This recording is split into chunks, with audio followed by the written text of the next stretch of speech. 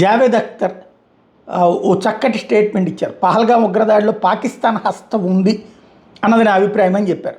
తాజాగా ఓ కార్యక్రమంలో పాల్గొన్నప్పుడు ఈ విషయం మీద అడిగినప్పుడు అది చెప్తూ గతంలో పాకిస్తాన్ జర్నలిస్ట్కి తను ఇచ్చిన సమాధానం చెప్పారు. ఒకసారి నేను లాహోర్లో జరిగిన ఫిల్మ్ ఫెస్టివల్కి వెళ్ళాను. అక్కడ మంచి ప్రశ్నలు అడుగుతారేమో అని ఆశించా. ఓ పాకిస్తానీ జర్నలిస్ట్ అడిగిన ప్రశ్నకి గట్టి జవాబు ఇచ్చాను. భారతీయులంతా వాళ్ళని ఉగ్రవాదులుగా భావిస్తున్నారా, అంటే పాకిస్తానీలు ఉగ్రవాదులుగా భావిస్తున్నారా అని అడిగారు. నేను ముంబై వాడిని, నా నగరం మీద ఎన్నోసార్లు దాడులు జరిగాయి. నా నగరం తగలబట్టని నేను కళ్ళారా చూసా.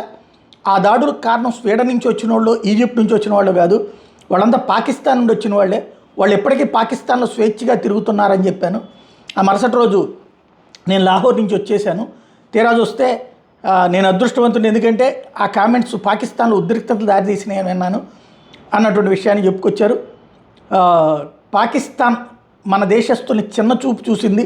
కార్గిల్ యుద్ధం జరిగినప్పుడు వాళ్ళ దేశస్తుల మృతదేహాలను కూడా పాకిస్తాన్ తీసుకువెళ్ళలేదు. అలాంటి వాళ్ళతో స్నేహంగా ఎట్లా మెలగలం? 99% కాశ్మీరీలు భారతదేశానికి విధేయులు. ముస్సోరీలో దేశంలో మరే ప్రాంతంలోనైనా కాశ్మీర్లను వేధించేవాళ్ళు నా దృష్టిలో పాక్ మద్దతు ఇచ్చేవాళ్ళే అంటూ జావేద్ చెప్పుకొచ్చారు. ఉగ్రదాడిని మరోసారి ఖండించారు.